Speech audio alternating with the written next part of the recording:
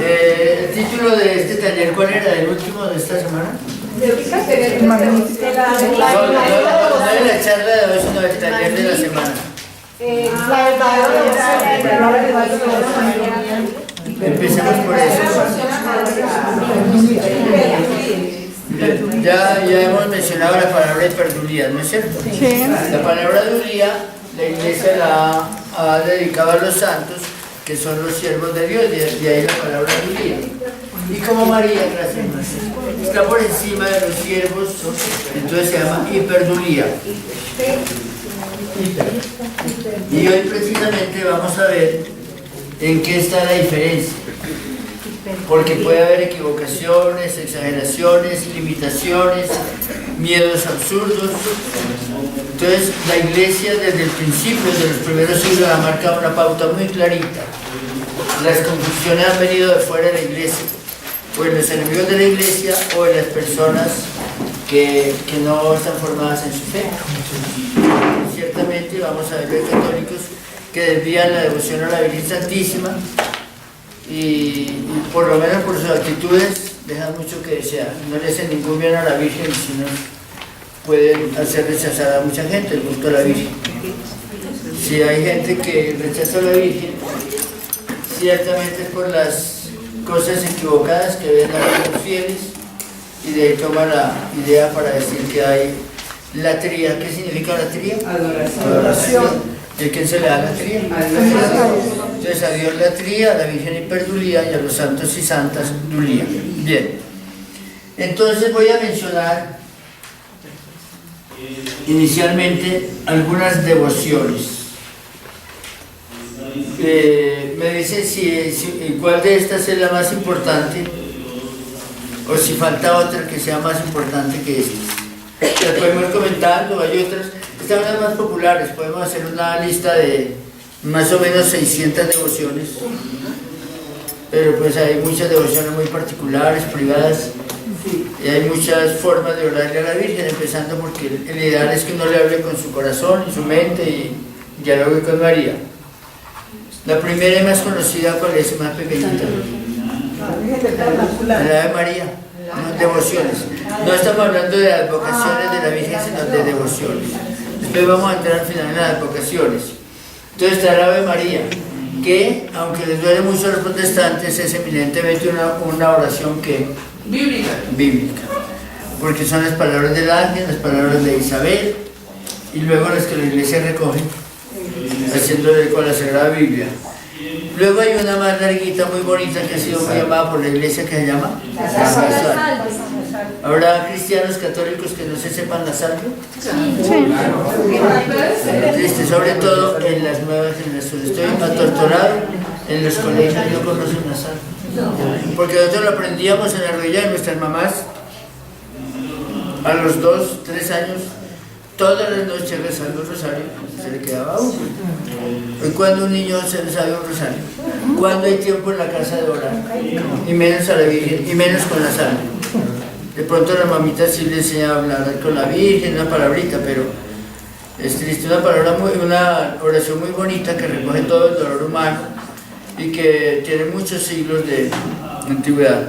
Hay otras como más actuales, muy pequeñitas, como el Bendita sea tu pureza, bajo tu amparo nos acogemos, Santa Madre de Dios, que sí. Señora mía. Oh Señora mía, Madre mía. Yo me digo a todos. Está el ángel. ¿Quiénes se saben del ángel? ¿Cómo es una cosa bonita? Los primeros de pie rezamos el ángel. El ángel del Señor anunció a María. Y ella concibió por obra y gracia del Espíritu Santo.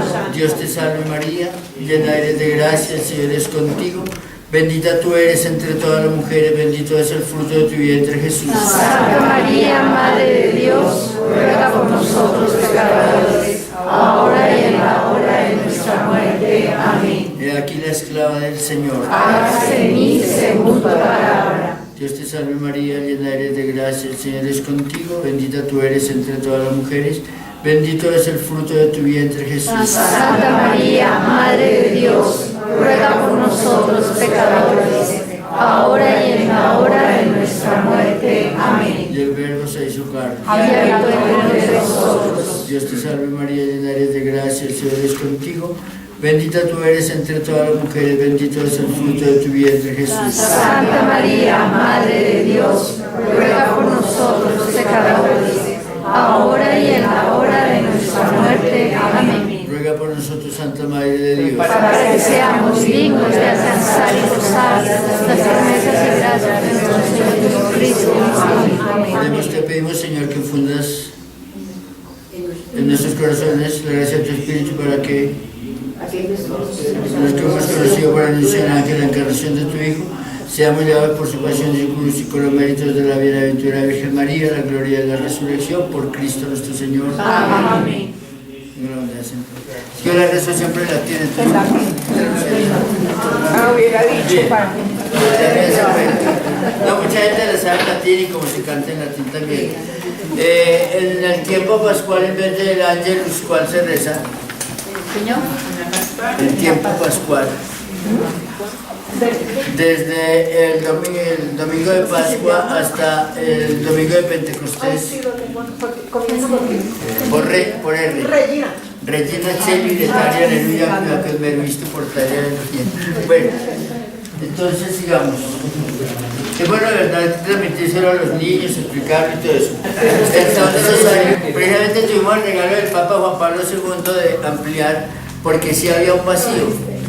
Y en Misiones, cuando yo explicaba el Santo Rosario, decía, falta algo, porque se empezaba con los misterios de la infancia de Jesús, ¿cierto? Luego se pasaba de una vez al dolor y a la resurrección, y toda la vida que. Entonces tuvo la luminosa idea. Y les dio ese nombre de luminosos porque nos hacían falta, ¿cierto? Entonces muy bonito. Ahora, nosotros sobre todo en misiones, y hoy día que la gente vive tan ocupada, y como misioneros redentoristas hemos explicado eso. A algunos no les gusta porque quieren que sea completo, y si no es completo nada, y a veces por querer hacerlo completo no hacen nada. Lo importante en el Santo Rosario, ¿qué es? Meditar.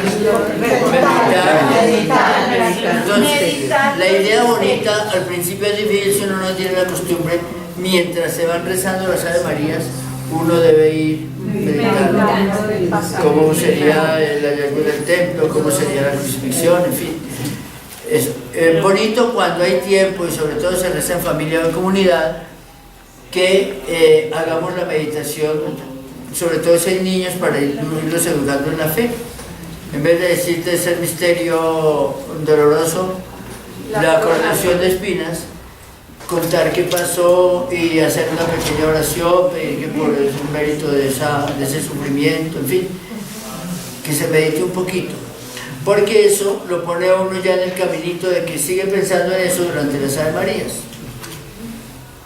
Y si uno lo hace individualmente, con mayor razón, entonces no seguir rapidito Padre Nuestro, sino meditar, ojalá si tiene tiempo leer el texto bíblico, preguntarse cosas. Ustedes saben por la experiencia que tienen en el conocimiento de la Biblia y del Evangelio, que cada vez que uno vuelve a meditarlo o a leerlo, encuentra cosas nuevas. Ya estoy viejito, muchito, chuchumeco, que sabe cuántas veces me ha tocado en la Eucaristía repetir los mismos Evangelios. Y siempre encuentro cosas nuevas, siempre. Igual cuando lo leo o lo medito individualmente. Entonces, basándonos en eso, si la gente está muy afanada, les decimos, hay varias formas de acortarlo sin necesidad de quitar la meditación. Por ejemplo, no haga todas las 10 Ave María, sino 7 o 5, incluso 3. Yo hago 3 todos los días. Exactamente. Entonces, rezo el rosario completico, porque se alcanza a meditar todo el misterio doloroso, glorioso, gozoso, pero de acuerdo a la necesidad. Otras veces se puede, a mí se me ha ido 1 hora meditando el misterio, entonces ya no me pongo a contar Ave María, sino me quedo en eso, exhorto y Ave María cuando pasó 1 hora. ¿Valdrá por rosario o no? Claro. Entonces no nos esclavicemos mecánicamente a que sean tantos misterios los de hoy y tantas Ave Marías, sino realmente pongámonos en la meditación, porque es no solo muy bíblico, sino es la fuente del amor a María y a Jesús. Ahí se ven las dos vidas entrelazadas. Es meditar en la vida de Jesús. Y ahí encontramos el acompañamiento de María y toda la fuerza de María. Padre, ¿el rosario no se puede volver una cuestión mecánica? Peligrosísimo. Por eso estoy dándoles estas clases. Porque si es como mecánicamente, salga María entre Jesús, salga María entre Jesús, salga María entre Jesús. Entonces, uno de los ataques que hay contra el Santo Rosario es que es una repetidera. Si uno no lo ora, sí es repetidera y es absurda. Entonces ya vienen los enemigos de la iglesia que no, que son los mantras de los orientales, que son no sé qué cosas de los egipcios, que eso viene de los paganos. Todo el veneno que le echan, ¿cierto? Depende de lo que hay en el corazón. Y el llamado suyo es muy importante y que lo tengamos en cuenta, porque la gente que es de mucha oración a veces cae en repetideras de cosas, no sabe qué está haciendo. Y peor cuando está la mamá rezando Santo Rosario, Salve María. Oiga, Luisa, traiga que cierre la puerta. ¿Dónde está el perro? Precisamente pensando en que aunque yo explique muy bonito la Ave María y que todo eso, y no todos los días puedo echar la misma carreta, pues el viejito de casa, empezando que yo soy un dormilón, ¿cierto, tía? Que yo soy un dormilón, yo la visita y me quedo dormido. Y en todas partes, entonces resulta, uno por la edad del cansancio se pone a meditar y la meditación se lo vuelve sueño. Entonces, yo con los viejitos y viejitas más bien reduzco Ave Marías y en vez de predicarles o de meditarles, me pongo a charlar con ellos. Oye, ¿qué fue lo que le pasó al niño para allá en Jerusalén a los 12 años? Ay, pero y uno le va sacando. Entonces, ¿quién se duerme? Porque están preguntando y hablando y todo. Y rezamos 3 Ave María, despacito. Pero acuérdense que fue lo que le dijo el ángel, se acuerda el pedacito, y lo que dijo Isabel. Entonces, él le interrumpe a uno y dice, entonces, no se duermen, queda no tan largo y le saca más provecho. Y además, con los ancianitos hay que estarles despertando la mente. A veces la misma familia o en los hogares geriátricos tienen la culpa de que se vayan como hundiendo porque no hay comunicación con ellos. Los entretienen, les ponen a hacer cualquier cosa, ¿vale? Y los dejan solitos. Entonces hay que mantenerlos, que despierten la inteligencia y qué pasó y recuerden esto y cuenten. En los mismos misterios del Rosario se puede decir, oiga, ¿y qué momento de su vida le recuerda esto? Y empiezan sus historias. Los viejitos son muy fecundos en recordar y recordar del pasado. Entonces se aplica a la vida. Hay otra devoción muy pequeñita, pero no sabe la importancia que te parece. Padre, ¿cómo hacemos para fomentar el rezo del rosario con los jóvenes? Bien tremendo. Porque, es decir, del principio es pelea. Toca amarrarlos primero. No, mi experiencia con ellos se quiere que yo tengo una fraternidad de sororidad de jóvenes, es hacerlo enamorar de Jesús y de la vida y darle la importancia a la religión. Para ellos es muy problemático que tengan que ser 10. Digo, bueno, pues hagamos 15, no tenemos afán, metámosle 15 y hacemos el Ave María en 2 coros y todo eso. Hay otras cositas que ya son de mi vida privada, por ejemplo, yo en el Ave María yo nunca digo ahora y en la hora de nuestra muerte, amén.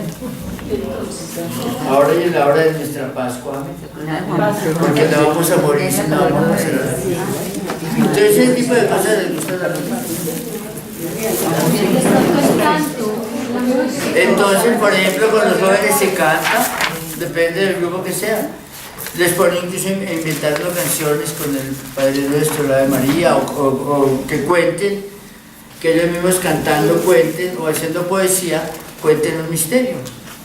En San Wenceslao eso me dio mucha fuerza. Ellos me hacían poemas para que al que le tocaba el misterio, tercer misterio doloroso. Entonces, echaba su poesía. Nos salían 2 o 3, yo hice esta. Todo eso nos servía de meditación. Bueno, entonces decía, ¿algo más? Hay otra devoción más pequeñita que tiene mucha fuerza en la tradición católica, sobre todo en los santos y santas, y tiene un gran sentido teológico. Ahí vienen cuáles. Bueno, aquí yo le hablo de las jaculatorias, pero otra cosa muy linda, ahora les explico qué significa jaculatoria, pero hay otra. El rezo de las 3 Ave María. Al comienzo. San Alfonso de Ligorio le dedica en muchos libros un buen pedazo al rezo de las 3 Ave Marías.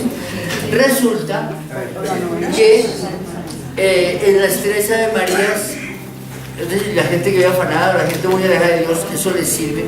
Y San Alfonso en las Glorias de María cuenta la cantidad de milagros, yo no sé cuántos se inventarían y cuántos son reales, pero yo creo que sí son todos reales, de las conversiones, incluso a última hora, de la gente que se salvó por la costumbre de las tres Ave Marías. Porque eso, pero resulta que no es una cosa mecánica.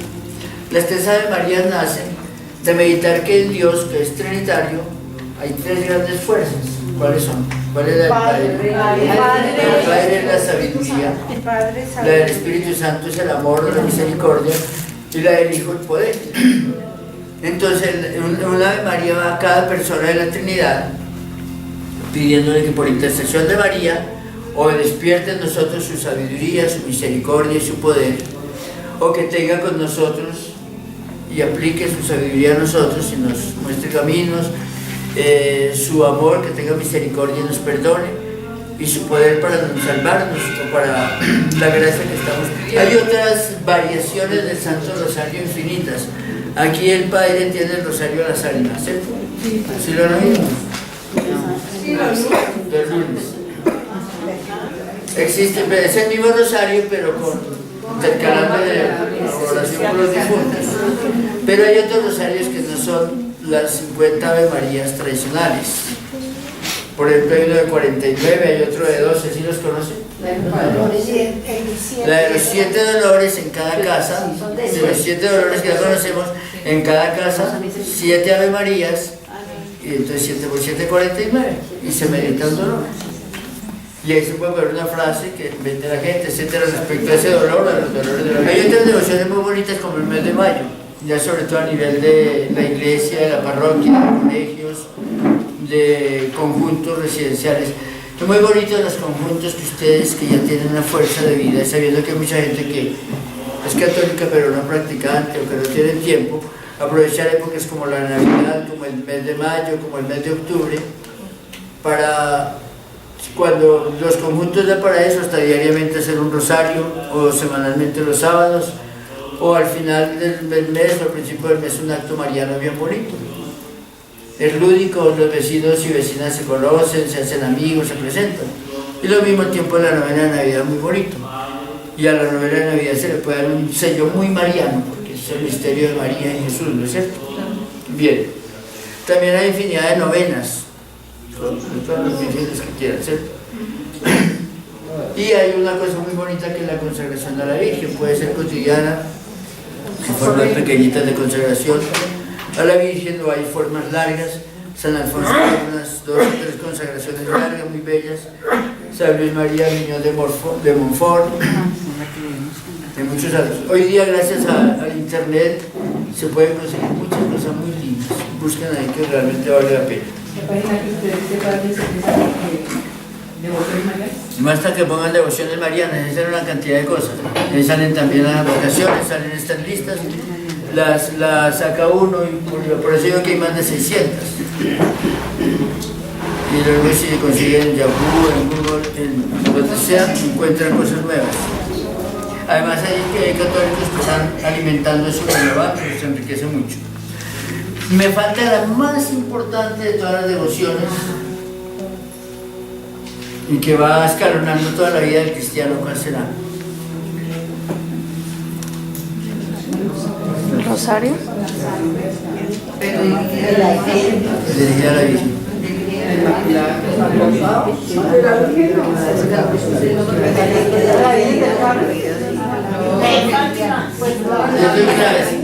Son compasos a lo largo de la vida. Es la más teológica de todas las devociones. Se basa en lo que yo les expliqué de Pentecostés, ya les estoy dando más claras. Entonces ahora sí sirve de examen. Yo les dije cómo se actualizaba Pentecostés en la vida del cristiano. ¿Cómo se actualiza?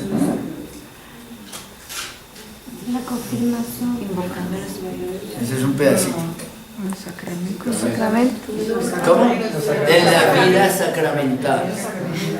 No es que sea una devoción especialmente a ella, es que así como nos dice el Vaticano II, que la devoción a la Virgen no es un apéndice de nuestras devociones ni el misterio de María es un apéndice a la teología, sino que María realmente, por ser la madre del Hijo, la esposa, el Espíritu Santo y la hija preferida del Padre, todo el misterio teológico lo abarca y por lo tanto toda la vida del cristiano. Entonces el nacimiento de la vida de Cristo, ¿cuándo se da? En el bautismo. Entonces el bautismo se recibe en el seno de la Virgen María, que nos abre la acción del Espíritu Santo cuando el sacerdote se el agüita. Entonces yo en toda la vida sacramental insisto en el misterio de María, como sacerdote, como ministro de los sacramentos, pero ustedes también al vivirlos y al preparar a los niños y todo eso. Hay preparación a la primera comunión o al bautismo en que ni mencionan a la Virgen. Y en el ritual de los sacramentos, por ejemplo, para el bautismo, hay una consagración de los niños a la Virgen que está al final, que hacen los papás. Muchísimos curitas no lo hacen. Por ese mismo criterio, un templo bien hecho supone que la pila bautismal está frente a la imagen de la Virgen. Yo no sé si no me fijaba. Muy bien hecho, es que aquí ha habido santos. Desde el comienzo yo estuve mirando también en internet la historia de esta parroquia. Entonces, eso es muy importante. Y en la confirmación, hay obispos que pasan toda la predicación de la confirmación y no mencionan a la Virgen. Pero ¿cómo así? Si ahí es la actualización del Pentecostés como nunca. En la confesión, por ejemplo, les digo lo de la Ave María, si pongámonos en el seno de la Virgen para que ella nos ayude a acercarnos a Jesús. Su mensaje es hacer todo lo que Él nos diga y recibimos al Espíritu Santo por medio de María. Y Él nos cristifica, nos hace pensar con los criterios de Jesús, sentir lo que Él siente en su corazón ante la realidad humana y hacer las cosas que Él hizo ya aún mayores. Yo insisto mucho en eso, porque a mí me sacudió esa frase en determinado momento de mi vida. Tenemos que hacer las cosas que hizo Jesús ya aún mayores, sino para que nos bautizan. Y esa tarea la pone Jesús, no es invento de ningún teólogo. Y ni siquiera hacemos un pedacito de esto. Y Jesús no se contenta con que hagamos todo lo que Él hizo. Tenemos que hacer cosas mayores. ¿Quién nos educa? Pues María. Entonces así, hasta el misterio último de la unción de los enfermos, cuando se trata del moribundo, yo insisto al moribundo en la presencia de María, y muchos moribundos que tienen el regalo de morir en gracia de Dios y con signos exteriores, casi siempre le cuentan a lo que están viendo a la Virgen. Entonces la principal devoción, porque va abarcando la vida de uno. Entonces, como uno comulga todos los días o por lo menos semanalmente, recibe la comunión. Y ustedes me han oído la Santa Misa cuando consagro, eso también es invento mío, pero tiene que ver con la teología. Cuando invocamos al Espíritu Santo para que transforme el pan y el vino en cuerpo y sangre del Señor, lo hacemos en el seno de la Virgen. Y eso lo decía también el Papa, y en su sello, el sello del Papa Juan Pablo, decía In sinu María, en el seno de María. Entonces recibir todos los sacramentos en el seno de la Virgen. Y en la acción de gracia, vuelvo a decirles, pongámonos en el seno de la Virgen para que ella nos abra la acción del Espíritu Santo, y ahí entonces Él hace que esta comunión de verdad nos cristifique, nos enseña a pensar, a obrar y a actuar como Jesús. Padre, y en el sacramento del matrimonio y en el del sacerdocio. Con mayor razón, y por eso el texto preferido del Evangelio que yo tengo en las bodas de Caná. Entonces, ¿cómo termina el Evangelio de las bodas de Caná? Este fue el primero. Ahí le dicen milagros. De los signos reveladores. Yo le digo a la gente, son claves. Entonces ahora volvamos, le digo, porque a mí me gusta predicar dialogando donde se puede y hay tiempo y lo dejan a uno.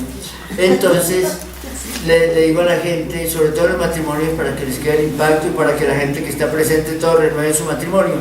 Entonces tomamos ese texto y decimos, bueno, entonces ¿cuál es la primera clave para poder hacer la tarea de Jesús? A ver, ¿quiénes de ustedes han convertido el agua en vino? Ay, es que eso no se puede. Entonces María nos enseña. Entonces, ¿cuál es la primera clave que trae ese Evangelio? Entonces, no, esa ya es a la mitad del principio. ¿Cómo empieza la narración? ¿Cómo empieza la narración de San María? La madre de Jesús estaba ahí. Entonces yo digo, ¿a la Virgen la invitaron, sí o no? Sí. ¿Quién la invitó? Los novios. La familia. Allá en la boda de Caná, ¿la Virgen está invitada o no? Sí. No. Hubo una boda en Caná, un pueblo de Galilea. La madre de Jesús estaba allí. Y Jesús y sus discípulos fueron también invitados. Bueno, ¿qué dice ahí? ¿Fue invitada? No, estaba invitada. Porque hace dos verbos San Juan. La madre de Jesús estaba allí. También invitaron a Jesús y a sus amigos. Porque ella hacía el banquete.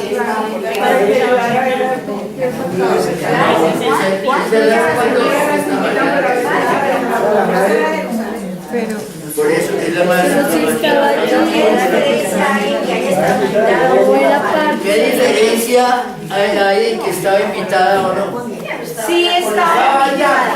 Un momentico, precisamente no estaba colada. La intención de San Juan era demostrar el poder que tenía María. Tanto que muchos escrituristas serios dicen hoy día que María tal vez tenía lo que hoy llamamos una casa de banquetes, o si no, se trataba de una novia que era muy de su familia. En todo caso, la intención clarita de Juan es mostrar en 4 oportunidades que María no era una cualquiera.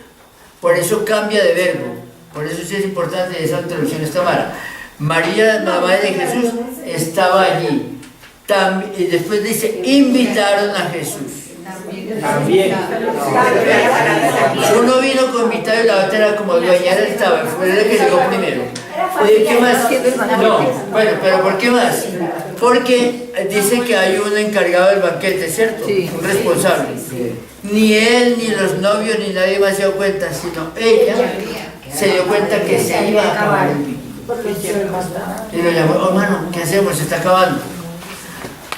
Ella, ¿dónde tienen el vino? No lo tienen ahí en la mesa, está adentro de la cocina o donde quieran y se va pasando al comedor. María, que era la dueña del banquete, podía ir y mirar cómo estaban las cosas, estaba pendiente de eso. Significa una mujer alerta y que está responsable de eso. Se acabó, tomaron más de la cuenta y se acabó. Y además, tiene mucho poder.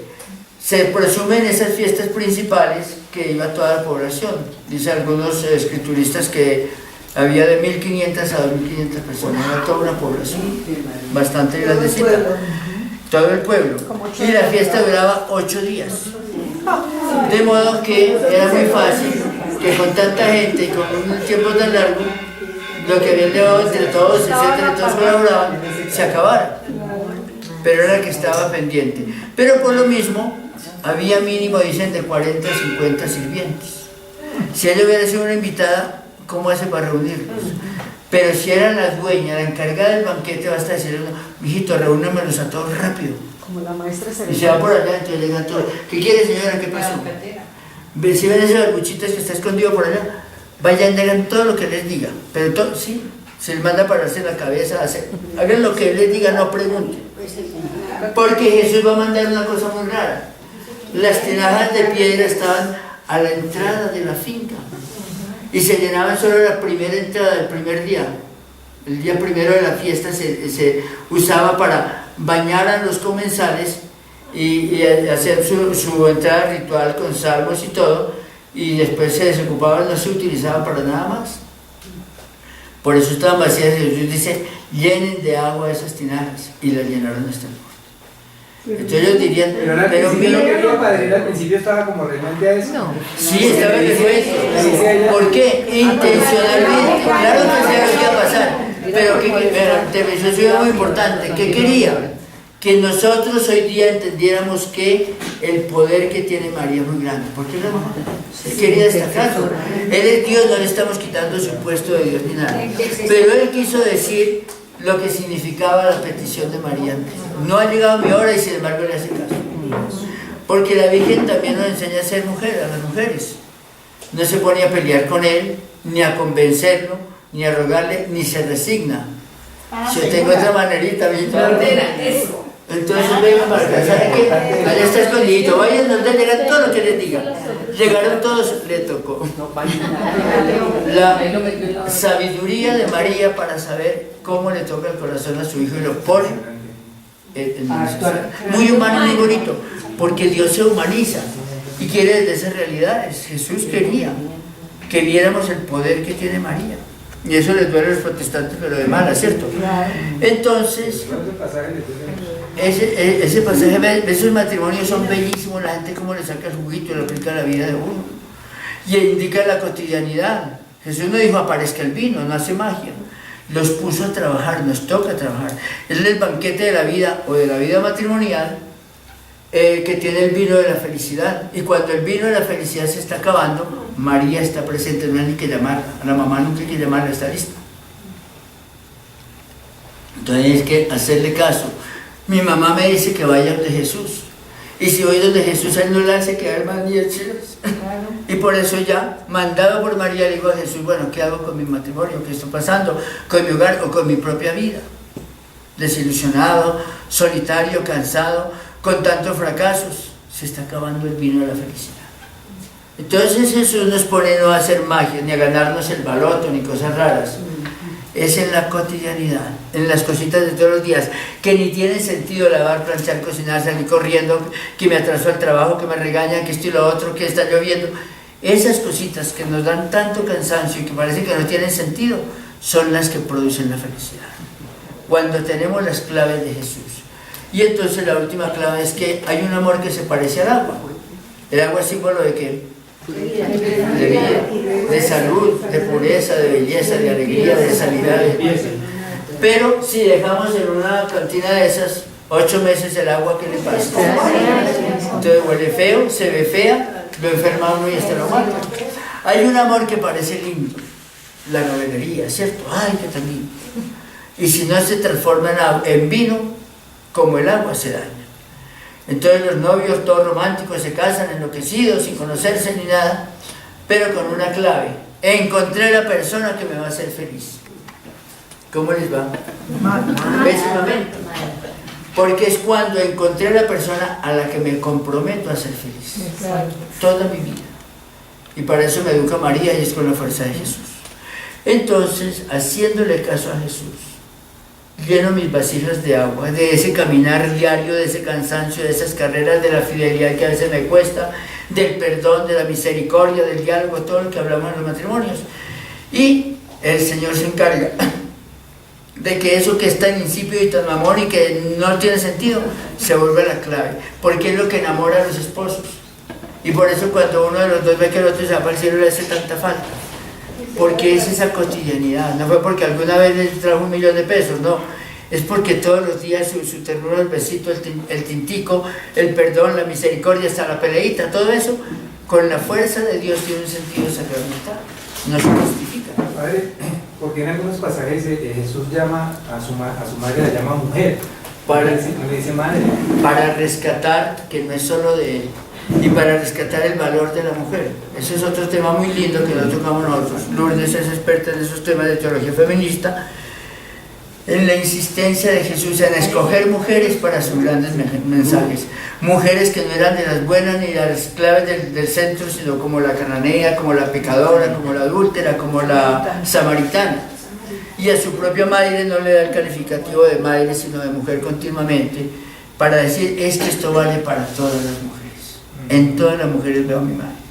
Y toda mujer tiene, aunque sea virgen y aunque no tenga hijos y soltera, tiene una tarea de maternidad en el cuerpo de Cristo. Eso es muy lindo, no es el tema ahora. Pero miren, esa es la auténtica devoción.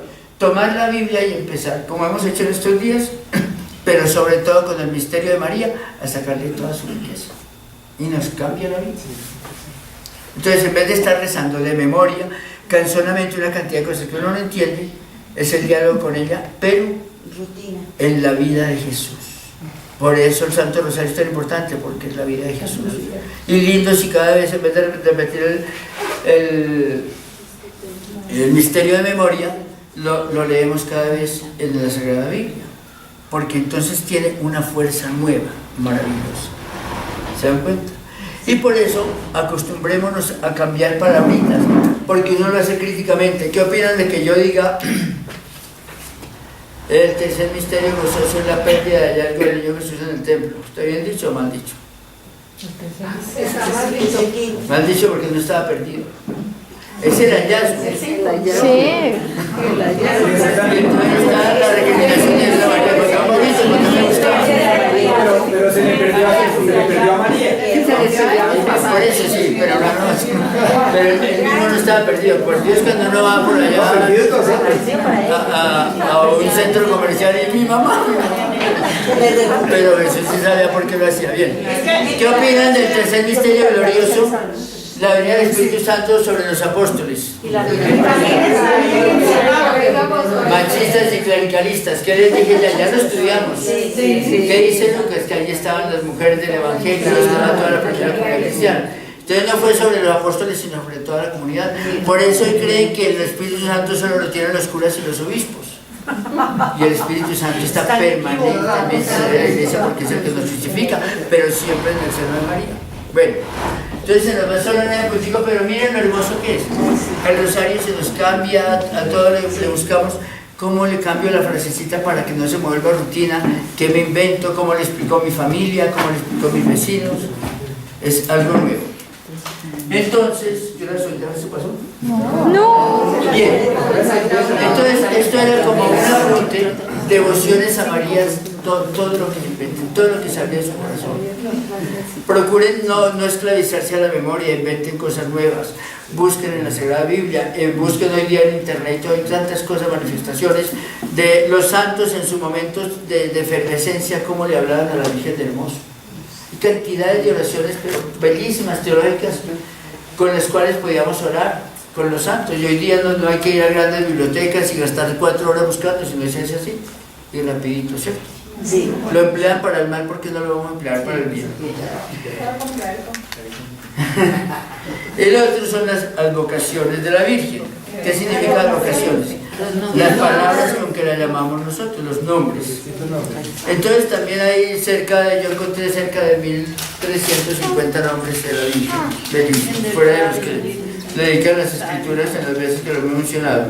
Pero las advocaciones oficiales de la Iglesia, en cada partecita, etcétera. Voy a Costa Rica y tan lindo la Virgen de los Ángeles, y después veo que es la patrona de los aviadores y todo eso. Va uno a Cuba y que la Virgen del Cobre, la Virgen del Cobre. Entonces lo mismo en Colombia. Qué bonito que nos pongamos a buscar las advocaciones que hay en Colombia. Y que de parte de nuestro turismo, cuando vamos a vacacionar una parte, preguntar, porque miren que en cada pueblito hay un nombre. La de Satan Nudos. La que desata los nudos, sí, porque es una devoción muy fuerte. Y se le pide a la Virgen que le desate a uno esos nudos enredados de su vida, cómo hago esta relación, cómo educo a mis hijos, cómo soluciono esta deuda, cómo paso esta crisis. Entonces, en Luján, Argentina, y se ha extendido por el mundo entero. Tenemos muy nuevas venidas de Europa como nuevecitas, Carabandal, Medjugorje, la Virgen esta que va por las casas, Rosa mística, la de Chosta, que es un talima, que le ayuda a un templo dedicado a la Virgen de Chosta. Nuestra Señora de todos los pueblos. Yo me inventé otra, yo le rezo a la Virgen como Nuestra Señora de todas las gracias, el invento mío yo le rezo, porque ella hago esa oración y misma. Todas las gracias, que no solo son necesidades mías, sino gracias de Dios que Él sí sabe que necesito, en mi cuerpo, alma y espíritu. Entonces invéntense también sus devociones propias. Pero, su merced, ¿qué dice? Padre, ¿en qué consiste que no todos los santuarios los reconoce la Iglesia? Porque son tantísimos que no. Lo mismo que ahora vamos a hablar de las apariciones. Hay algunas que tienen un sentido teológico, que fueron para un momento histórico que la Iglesia, después de analizar mucho, reconoce. Pero hay muchas cosas que pasan y uno no sabe cómo manejarlas. Por ejemplo, hace años me pasó que unos amigos del 80, ya había oído hablar de eso, pero no lo había visto. En esos edificios que están ahí cerquita de los Héroes, pero bajando un poquito hacia el 80, sí, los primeritos, una familia muy amiga que todavía no se habían ni siquiera casado por la iglesia, pero eran muy devotos. Entonces resulta, padre, que vengan, que invitamos a otros sacerdotes, pero estamos parados en la cabeza. Resulta que la imagen no era por show, no querían que nadie lo supiera, era una cosa secreta. La Virgen estaba llorando gotas de sangre, yo lo vi, en la casa de ellos, por eso digo qué parte es. No les digo el nombre de la familia, pero ustedes lo conocen. Y nosotros mismos con algodones limpiamos la sangre y siguió saliendo. Me puse a investigar y después lo que investigamos lo aplicamos allá y resulta que se ha descubierto, porque eso se da en todas partes del mundo, ese fenómeno, la sangre cuando se analiza es la sangre de las personas ante las cuales se presenta. O positivo o negativo, o de ese grupo sanguíneo, es algo raro. Pero es un símbolo en que la Virgen dice que le está diciendo a esa persona algo especial. Bueno, es el cuadro hemático de... El cuadro hemático. Lo hicimos con esa máquina de sangre.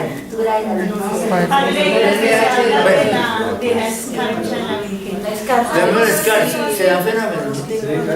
Una vez sí pillé a una señora que estaba preparando el grupo de oración y iba a pedir una Eucaristía y llegué antes de todo y la viejita fue al ley y compró escarcha, porque veía que en otras casas se daban y que tal que la casa ya. Pero sin burla ni charla ni nada, a mí me ha pasado muchas veces y aparecen páginas del misal que no he abierto todavía, que no todavía pueden burlar. En los ornamentos al abrir el corporal o el purificador aparece. En general pueden ser signos de la Virgen, pero se da por la relación con la devoción que uno tiene. Pero cuando se da con gente atea, pues tiene problemas o está lejos de Dios, también son llamados de la Virgen a esas personas. O sea, no todo lo podemos encontrar con una explicación científica. Y muchos sacerdotes que son muy científicos se burlan de muchas cosas, y que son carreta de viejitas o para sacar plata o lo que sea. Pero a mí me consta, porque me he metido en todos los niveles sociales, desde el estrato super 10 hasta los Laches y Ciudad Bolívar y todo eso, que la Virgen hace sus cosas o el Señor puede hacer. Pero hay signos que uno ve que la gente antes se asusta, no quería preparar nada, pero ahí está, y uno no lo puede negar. Las cosas sobrenaturales. Porque son más allá de lo que nos dicen nuestros propios sentidos, nuestra lógica, y para ellos nada imposible. Lo importante es no quedarnos en la novelería. Dios, ¿qué me está diciendo? ¿Qué me está pidiendo? Un acto de comprensión, de misericordia, de reconciliación. Lo mismo sucede con la gente que ha sido estigmatizada. Sí, ahora, de una vez hablemos de eso y de las apariciones.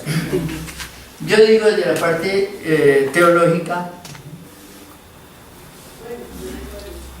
que apariciones de la Virgen nunca ha habido, y las de Jesús son las que cuenta el Evangelio en la resurrección. Lo otro, ¿cómo lo llamo? Manifestaciones.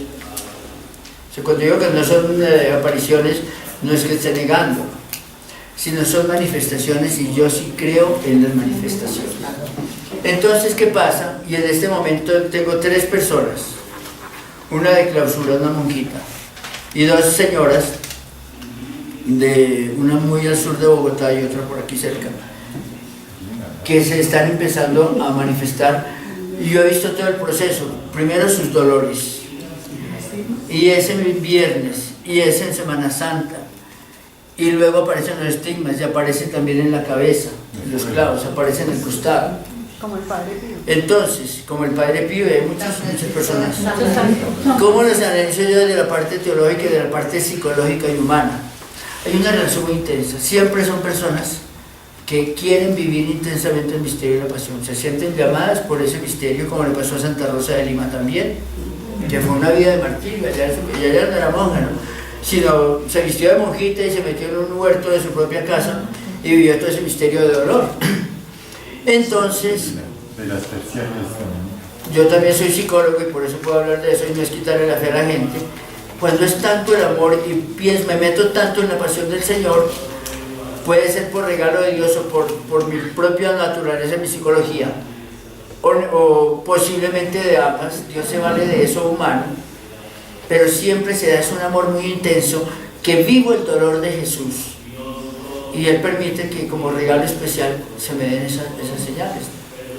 Pero sí, yo veo en esos casos que me han tocado a lo largo de mis 45 años de vida misionera en el campo y en la ciudad, que he encontrado varios casos de esos, siempre de un amor radical de las personas al Señor, de un querer entregarse, etc.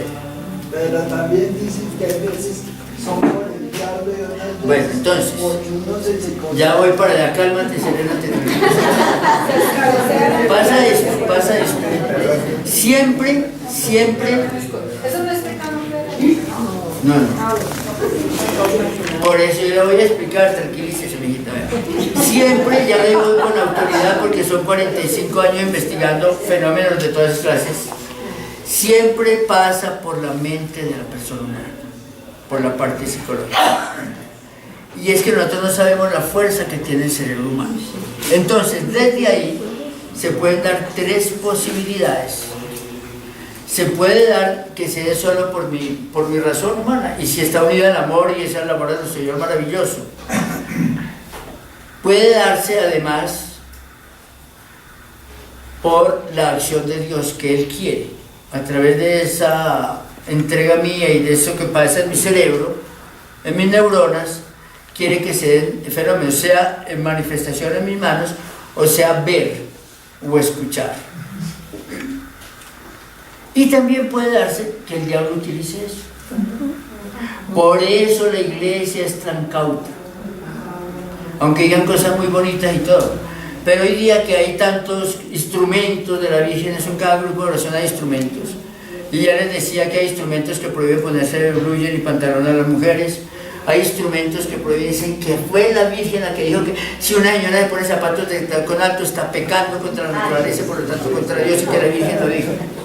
Que cuando la Virgen se puso tacón alto, que es pecado pintarse, pecado ponerse aretes, todo le ponen.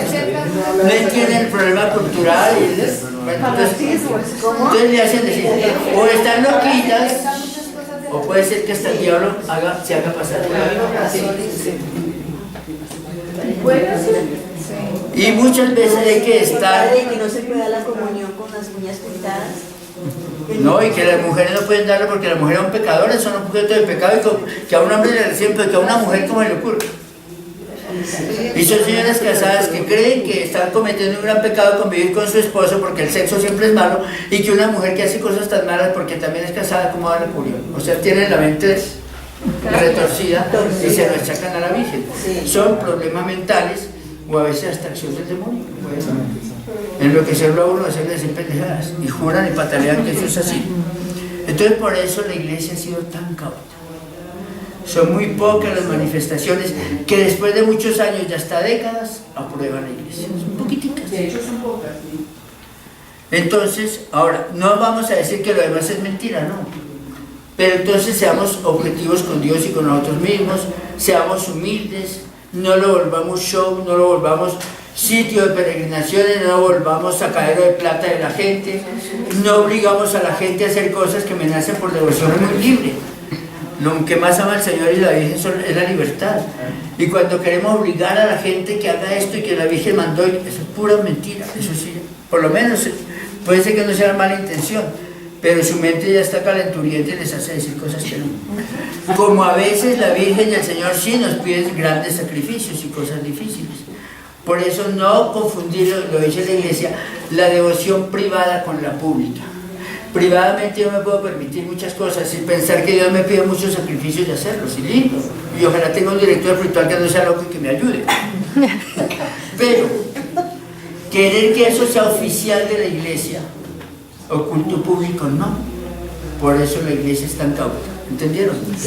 Ahora, teniendo eso en cuenta, sin embargo, de cada sitio hay una gran riqueza cultural que nos apoya teológicamente. En el caso de los secretos de Fátima, ¿no hay también algo de...? Muchísimo porque como 10 veces he visto yo que ya el Papa dijo cuál era el secreto de Fátima y siempre sale con muchos rebabas. Es posible, y Lucía insistió hasta última hora que había un secreto, no lo sabemos cuál sea. Pero por ejemplo uno decía que era la conversión de Rusia. Yo pregunto, ¿Rusia se convirtió? No. Dejar de ser comunista para volverse capitalista sería convertirse. Vayan a la Rusia que hay ahora, depravada, prostituida, emborrachada y todo eso, sería conversión. Pero de todas maneras en Rusia no deja de haber un pueblo cristiano. Entonces, eso es otra cosa. Por eso es la interpretación que se da. Que va a ser la misma Polonia, tan perseguida y ha sido católica firme. Yo he hablado con rusos y rusas aquí en Bogotá, y lo mismo lo hice en Panamá y lo hice en Costa Rica, de una fe católica que nos da una vuelta y media a nosotros. Donde la gente ha sido más perseguida y se le ha prohibido su religión, ha mantenido la fe más pura. Humilde y en secreto porque es casi peligro de muerte. Y lo han podido hacer. Entonces, pero no confundamos la devoción privada con la pública. Ahora, el hecho es que cuando la fe es perseguida, se purifica. Como aquí nadie nos persigue nuestra fe, tiene un revuelto de cosas. Que a veces tiene hechicería, que a veces tiene santería, que a veces tiene espiritismo, fanatismo, o sea, hay muchas cosas. Entonces, por eso yo me permití solo mencionar algunas que sea porque oficialmente la Iglesia los ha aprobado o tienen tal peso en la historia de la Iglesia y a través de comunidades religiosas que le dan una certeza de que María nos está diciendo algo muy sagrado. Por ejemplo, la historia de la Señora del Carmen. Es muy bonita porque el Monte Carmelo, desde tiempo del profeta Elías, tenía una importancia en la fe de Israel. Y los seguidores del profeta Elías hicieron una escuela de profetas y profetisas en el monte. Y ellos siguieron de generación en generación, dedicados a la oración y todo eso. De modo que eso no está escrito en ninguna parte. La leyenda cuenta que de las primeras agrupaciones que como agrupación se convirtió al cristianismo en el siglo, a finales del siglo I, fue la de los profetas y profetisas del Monte Carmelo, o de aquellos orantes que estaban allá. No era para hacerle noticias a la gente acerca de profecías, sino gente de oración, buscando en la Torá la voluntad de Dios y orando con mucho fervor y todo eso. Entonces luego de ahí nace la primera semillita de la comunidad carmelitana. Después ya cuando uno de sus jefes es San Simón Stock, la asume en plenitud, la Virgen le tiene ese regalo de la manifestación y todo lo que sabemos del Santo Escapulario. Ahora, si no hay fe verdadera, depurada, tergiversamos los signos. La gente cree que porque tiene el escapulario no se condena y vive en pecado mortal intencionalmente y no lo quita ni para bañarse. Y eso es una burla de nuestro Señor. Si no hay buena voluntad, si no hay conversión, la culpa no la tiene Dios. No es para rayos. Puedo andar en pecado, pero como estoy con eso, sigamos pecando que con este pararrayos me defiendo. ¿No? ¿Qué es el escapulario? Las órdenes religiosas tenían todas sobre todo las órdenes, tenían sus hábitos religiosos. Y resulta que encima del hábito hay una capa grande, una especie de ruana, pero sin brazos, hacia adelante y hacia atrás, que es lo que llama el escapulario, que distingue las diversas órdenes. Cuando se fundaron las terceras órdenes, que son las de los laicos, tercera orden carmelitana, la tercera orden, los laicos, encima de su traje de trabajo, de su traje normal, tenían el derecho de ponerse el escapulario. Escapulario viene de la palabra escápula, que significa las espaldas. Entonces era el hábito que cubría y que indicaba que tal persona era de la tercera orden. ¿Qué era el ser de la tercera orden? Asumir el espíritu de esa comunidad, por ejemplo los franciscanos o los carmelitas, viviendo su vida en el mundo, como soltero o como casado. Entonces no se vivía en el convento, no estaban obligados al nivel de los altos votos, pero sí a eso que llaman consejos evangélicos de acuerdo a su vida. Entonces su castidad era matrimonial. Entonces la castidad era conyugal, por ejemplo, que vivan como castos esposos, que no quiere decir que nunca nada de sexo, sino que lo hagan santamente. La obediencia pues a la iglesia a través de su confesor, de su párroco. La pobreza es el tipo de relación que se tenga con las cosas. A Dios le gustaría que todos tuviéramos mucho y nos sobrara. Ya les explicaba que el pecado está en que algunos no tengan. Pero nosotros no somos los dueños, Dios es el dueño, nosotros somos administradores. Entonces uno se desarraiga tanto que cuando ve que otro lo necesita lo va a facilitar. Pero esto puede tener desviaciones. Se dice, yo no sé si algunos días relación con los franciscanos, yo tengo grandes amigos ahí, pero yo lo molesto mucho por eso, porque los franciscanos sostienen que ellos no tienen nunca nada, ni propio ni de la comunidad, todo es del Papa, pero ellos lo utilizan muy bien. ¿Esas órdenes han desaparecido o qué ha pasado? No, No, las órdenes como tal, las que son las que tienen votos solemnes, no han desaparecido. No, pero las Entonces, los primeros que no fueron orden y que cambiaron un poquito fueron los jesuitas. Y después sí dejaron de fundarse órdenes y aparecieron las congregaciones. Pero las órdenes antiguas siguen siendo órdenes. Franciscanos, carmelitas, dominicos. Que son las que existen actualmente. Sí, por eso. ¿Los qué? Por ejemplo, los de la tercera orden. No, las terceras órdenes exigen, sí, claro. Las terceras órdenes existen y yo he confesado muchas personas de terceras órdenes que llevan su vida de familia y llevan una vida de santidad dentro de su hogar. Mira, aquí hay una persona de la tercera orden. ¿De qué comunidad? De las teresianas. Hay una tercera orden. Carmelita de la tercera orden. Sí la hay, la existe, y de muchas personas más de las que ustedes creen. Que ustedes las ven en misa diaria y comulgando, no hacen mucho alarde de nada, se comprometen en los grupos parroquiales, en el apostolado, van a misiones, y son laicos. Es muy bonito. Bien. Entonces, resulta que, ahí está el problema, todos los que utilizamos el escapulario, sea que tengamos el trapito o no lo tengamos, se supone que es porque a través de una consagración especial nos adherimos a la tercera orden carmelitana. La gente no lo sabe, los párrocos deberían explicarla. Por eso hay una bendición especial de los escapularios, explicando que es la señal de pertenencia a la tercera orden carmelitana. Entonces, diríamos, la gran mayoría de colombianos somos de la tercera orden carmelitana, porque fue la devoción que se extendió en Colombia. Como la gente no entiende eso, que yo trabajé en la y todos esos grandes asesinos que no han querido convertirse, la cantidad de devociones que tienen, mezcladas con satanismo y con otras cosas. Vea, conocí un señor que me aseguraba que él se podía hacer invisible. Yo creo que sí, porque él había hecho un rito a Satanás en el cual tenía que echar un gato vivo a azar y luego entregarle el cuero a una diosa que tenía tomaba una imagen de la Virgen y decía, pero quiero que no sea María sino la diosa no sé qué, por allá de la santería cubana, y que ella por esta entrega que le hago a Satanás me permita que me haga invisible ante mis enemigos. Yo juraba que ante los enemigos se volvió invisible. Yo le creo, porque el diablo también es capaz de muchas cosas.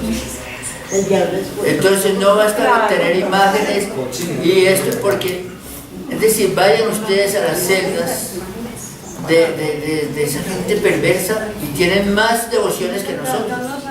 Como decían, de la Virgen de los Sicarios. Es una película, porque eso corresponde a la realidad.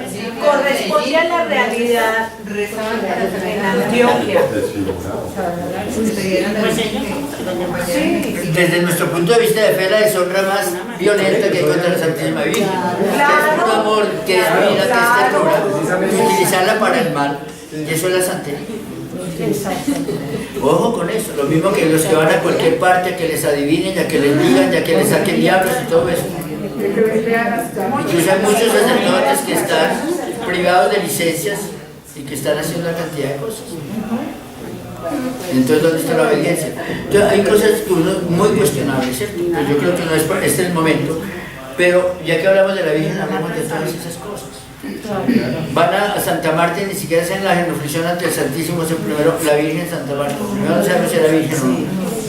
Sabemos que no fue casada, pero no sabemos si era virgen o no. Pero la Virgen Santa Marta. Y algunos dicen que es como la Virgen del Perpetuo Socorro, la Virgen de Lourdes y la Virgen de Santa Marta. Tiene un enredo que... Y los encargados de educarlos en la fe no los educan, porque eso da plata. Entonces, por lo menos nosotros los grupos parroquiales, conscientes que nos formamos, tengamos claridad en eso. Entonces, Nuestra Señora del Carmen tiene ese origen tan bonito, tan bello. Nuestra Señora de los Dolores no necesita certificación de la Iglesia porque es meditar los dolores de la Virgen. Es una devoción muy querida del cristianismo desde antiguo. En las profesiones españolas bellísimas anteriores a las de Popayán, en Sevilla y todo eso, la imagen de, por ejemplo, de Sevilla a España, Las dos famosas eran la del Cachorro de Sevilla, que es el crucificado que llaman el Cachorro, y la Dolorosa. Y hay unas vírgenes bellísimas, llenas de joyas y todo, con los dolores. También sabemos la historia de la Virgen de Fátima, los tres pastorcitos y cómo tuvo una incidencia mundial, avisando la guerra mundial y pidiendo conversión del mundo. La Virgen siempre pide conversión. Y en ese caso hay otra devoción que antes de que se declarara el dogma de la Inmaculada Concepción era devoción de los mismos santos, que era la Inmaculada Concepción. Desde el siglo IV y V se están, y yo les traje ejemplos aquí de los santos padres que hablaban de la Concepción Inmaculada. Hay un caso interesantísimo que es lleno de misterio, que es el de la Virgen de Guadalupe. Entonces la Virgen de Guadalupe, ustedes saben que se manifiesta a Juan Diego, y Juan Diego ya también es nombrado santo, es canonizado y todo eso. Pero a medida que se han puesto a investigar, hay cosas que dice la misma NASA, los investigadores europeos que han llevado, que en las pupilas de la Virgen están los personajes que estuvieron allí presentes, el obispo y su barra, que toda esa gente. Pero en el manto de la Virgen hay una cantidad de manifestaciones, de mensajes, de cosas infinitas. Uno dice, en aquel siglo, fueron los 10 años de la colonia española, en el siglo XVI, 1500 y piquito. A los 10 años se da esa manifestación. Y ustedes saben cómo fue el milagro. El obispo no le quería creer, a la tercera, después se fue, no le hizo caso a la Virgen de que fuera del obispo y se fue más bien a cuidar al tío, pero era lo que quería Dios. Y después la misma Virgen sana al tío, y después ya se vuelve ahora sí por el milagrito. Entonces la Virgen le dice que recorte una flor, y allá en ese páramo aparecen un montón de flores bellísimas, las recorta, se las echan, no necesariamente eran rosas, eran flores de muchas clases. Las lleva, apenas las bota, bueno, aparece la Virgen y el mismo se asusta porque lo había visto, y es la misma que está allí en México. Se le dice Guadalupe porque, ¿saben lo que significa Guadalupe? Yo no recuerdo, no anoté, pero está en internet, la serpiente de piedra, es decir, aplastará la serpiente de piedra. Entonces, que es también un símbolo bíblico desde el Génesis hasta el Apocalipsis, sino que ellos hablan de la serpiente de piedra, porque resulta que los indígenas tenían unos mitos con la serpiente de piedra, con plumas y todo eso. Entonces, para decir que se iba a acabar ese paganismo y que vendría algo nuevo, y por eso el mismo obispo dijo, como era español, le dijeron que era la Virgen había dicho que ella aplastaría la serpiente de piedra. Entonces le dijeron en el lenguaje indígena, y él entendió como Guadalupe, es algo parecido, y se quedó Guadalupe. Pero en todo caso, los milagros que había permanentemente hay, por la fe de la gente, si uno tiene fe, se le da. Pero hay esas cosas curiosas de la misma ciencia está boca abierta. Una tela que no dura más de 10 años, pasar tantos siglos en perfecto estado, y que la examinan con microscopios ahora de los ultra, y encuentran cosas misteriosas. Entonces investiguen eso también en internet, van a encontrar. La tilma, o sea la ruanita de Juan Diego, mide 195 por 115, y la imagen de la Virgen mide 1,40. Está Nuestra Señora de Lourdes, que ya saben también lo de Bernardés Soubirous, en Lourdes de Francia. No se sabe cuál de los dos santuarios más visitados, si el de Guadalupe o el de Lourdes, pero allá es una planicie gigantesca llena de enfermos y permanentemente se. Entonces, es la fe de la gente. Aún sin necesidad de ir allá, si uno tiene fe, se le dan los milagros. Y yo creo que todos nosotros hemos sido testigos de milagros. En mi comunidad se ha dado caso de una estéril que ya tiene 2 niñas, de otra con cáncer que se cura, de las mismas personas que están en mi comunidad. Si tenemos fe, a todos se nos da. Cuando Jesús curaba decía, tu fe te ha sanado. Y Jesús a veces no puede hacer milagros porque no tenían fe. Entonces, bonito que esa fe pase a través de María, pero que no la hagamos diosa, que no la volvamos objeto de magia, que no la volvamos un escudo para nuestra sinvergüencería, que como estoy con la Virgen puedo emborracharme, ser infiel, ser loco, ladrón y no pasa nada. Todo lo contrario. El mandato de ella es, hagan todo lo que Jesús les dijo. no es una contrincante de Jesús, ni están en emulación ni nada, sino nos lleva a Jesús. Está también María Auxiliadora, la medalla milagrosa. ¿Sí podían? Como les digo, ustedes pueden investigar todas las cosas. Lo que nos interesa es mirar con qué la Virgen del Pilar, la Pilarica de los aragoneses, la de Chiquinquirá aquí en Colombia, la de las Lajas, la en ese abismo. Eso es espectacular, ¿cierto? Entonces, la gran cuestión hoy día es si eso se vuelve turismo o no. Entonces hoy se habla de turismo religioso. Pues se lo quieren tomar como turismo porque también tenemos derecho al ocio y todo es posible. Lo importante es que nunca perdamos el sentido de la fe. Sea que hablemos de peregrinación o de turismo religioso. Si vamos a Lourdes de Francia, a Fátima, a Medjugorje, o a las Lajas, o allí a la Virgen de la del Topo, o la Aparecida que tienen los redentoristas en Brasil, pero es la misma María. Y vamos a hacer de todo que nos toque el corazón y nos acerque a Jesús. Y desde ahí, si se despierta la fe, son posibles todos los milagros. Pero la clave es que sigamos el camino de María que vamos a ver el próximo viernes, y que en María de verdad nos abramos al Espíritu Santo para que nos configuremos con Cristo y llegamos a la tarea. Si no hay conversión estamos perdiendo el tiempo, ahí sí uno puede dudar. Y el diablo también hace milagros, y el diablo también hace curaciones, y los satánicos hacen cosas más poderosas que nosotros si queremos, ¿cierto? ¿Dónde está la verdad? En seguir lo que nos dice el Evangelio. Lo demás, pues puede ser adornos que no deben generar críticamente. Si están apoyados en el Evangelio o no contradicen el Evangelio, puede ser cierto. Si en algún elemento son opuestos al Evangelio, no son de Dios, así hay cosas lindísimas. Entonces yo creo que eso es muy importante. Nuestra Señora del Perpetuo Socorro, desde muy antiguo, como desde el siglo XV, ya venía, y en algunos santos padres ya se habla de su socorro permanente, etc. Pero esa imagen también tiene algo misterioso. Como les decía, algunos se atreven a decir que es de San Lucas o de los discípulos de San Lucas. Y que de ahí vienen, yo les decía el otro día, las extrallayas y las oviditas, las de Rusia y las de Grecia. Pero es la clásica de ese estilo. Pero la bondad que manifiesta, su presencia y todo eso, como lo acerca a Jesús.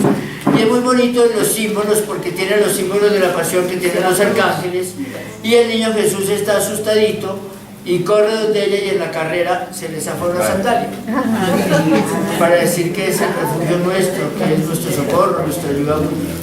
Y uno delante de la Virgen orando realmente recibe muchas riquezas de Dios, mensajes, se le ilumina su propia vida. ¿Dónde tiene que convertirse? ¿En qué? ¿Dónde está el cambio que le pide Dios? Porque hay gente que quiere cosas espectaculares de fuera, pero no se deja tocar la conciencia. Ojalá le digan que cuidado, que es muy avaro, o que es muy egoísta, o que es muy abusivo. Ay, se pone furioso. Pero la Virgen se lo está diciendo, no lo quiere creer. Nunca cambia de conducta y utiliza a la Virgen como negocio, como espectacularidad, ¿no? Entonces, empecemos por el corazón. Ese es el gran mensaje que nos da la Virgen. Esto lo vamos a poner del camino de María, porque esto era preparación para eso. Muchas gracias.